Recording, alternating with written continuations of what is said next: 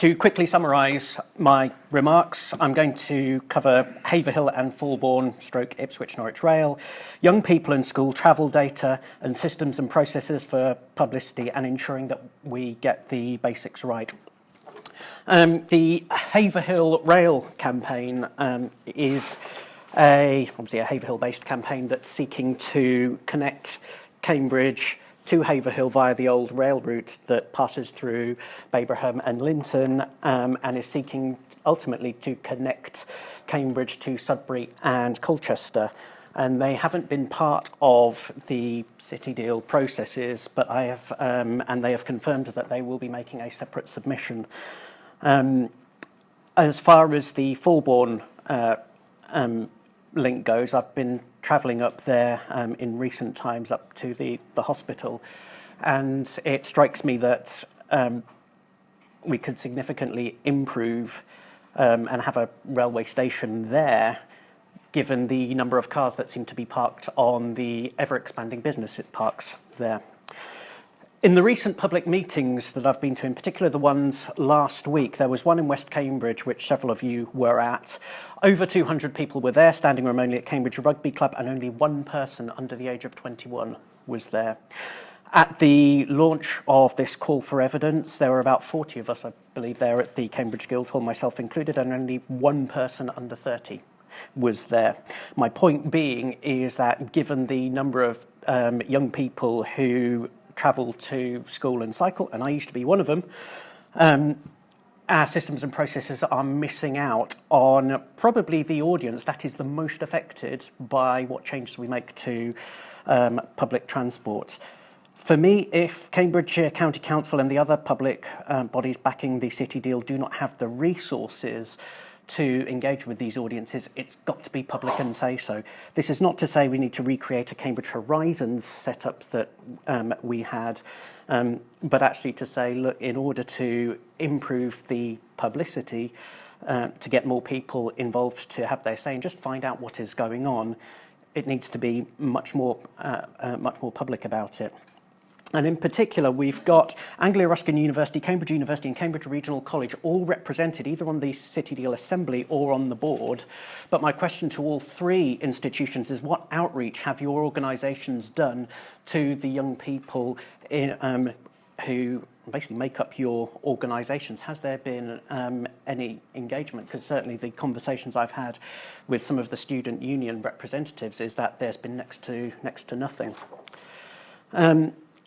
One of the things that we had last weekend, we had the Hack Cambridge event, which for me, along with the event I organised last year, which was kindly hosted by Anglia Ruskin University and co-sponsored, is a Be the Change Cambridge style, Hack Cambridge style public problem-solving event where the experts from the public organisations and from beyond get together with people from the city and beyond, framing our transport challenges as challenges that we all share and bringing together the data, the evidence bases and the maps so we can all bring together ideas on how we might solve the problems.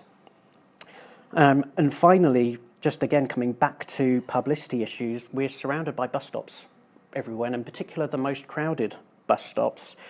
Is there anything we can do to get posters and information at those bus stops, in particular the ones that are used primarily by the colleges, the hospitals and the city centre? I'm one of those regular bus users, and it just seems to me a huge wasted opportunity when we're having a major consultation around the future of our transport, not to be putting some of the basic details out there at a time where you've potentially got people's attention because they're waiting, doing nothing. That's me. Thank you very much. Thanks very much, Anthony. So your 3 points. The first one was a sort of substantive transport point about zone rail and Haverhill. Correct. And the other two were about the process of engagement. Correct. Are there questions from the panel? Roger. Thank you, Chair. I do take your point. It came out the other evening about engaging with younger people and students, etc. And I hope that we have taken that on board. Obviously, that was only last week, but I think there's some very good points raised there about getting the younger people involved. So thank you for that. Can I come to, you weren't here earlier, but Haverhill keep getting mentioned this morning, so because people are recognising that there is a problem there. Can you tell me why you mentioned the railway for Haverhill to Cambridge in particular?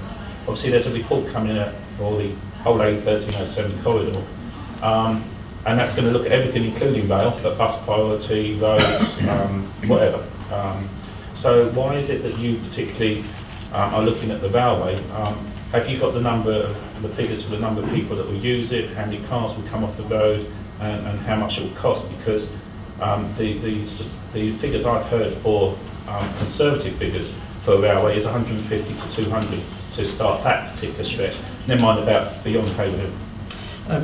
Unfortunately, they seem to have changed web server, so all the documents that I wanted to bring with me to this meeting I unfortunately don't have. That said, the reason why I focused on Haverhill is because, and I randomly found out about it about a year, 18 months ago, is that they seem to have done a substantive amount of research and surveys into this, where they've got engineering experts to actually survey the route, and compared to perhaps other proposals, they seem to be significantly further down the route, down the road of developing their proposals compared to certainly many of the others that I've seen. I think the other thing is with Anglia Ruskin University, having been a former student there myself, one of the things the students have often said to me they'd love to have is a direct rail link between Cambridge and Chelmsford to link up the two campuses. And by having a Cambridge to Haverhill to Colchester route, it would significantly increase the chances of a direct rail route going from Cambridge to Haverhill to Colchester to Chelmsford, which I think would be particularly useful for staff and students at Anglia Ruskin University. Again, the reason why I got involved with Haverhill was because all of their communication seemed to be directed at Suffolk County Council, quite understandably, but there was absolutely no outreach to Cambridgeshire County Council or the city deal processes really until I started jumping up and down there. Thank you. Helen. Well, it's a comment really. I take your point. I represent Anglia Ruskin, and we haven't yet done very much with our students and Students' Union, and we need to find the best way to do that, because I agree that that's an important constituency. And I think just to follow on from that, and this is what I'd like to see for what is a big opportunity for young people as well, is for some of the courses that they're doing, they could use the city deal as case studies, whether it's for A-level or degree level geography, to even secondary school level mathematics with traffic surveys. Any other questions? We have run out, but Antony, thank you very much for coming along. Points well made. Appreciate your involvement. Thank you.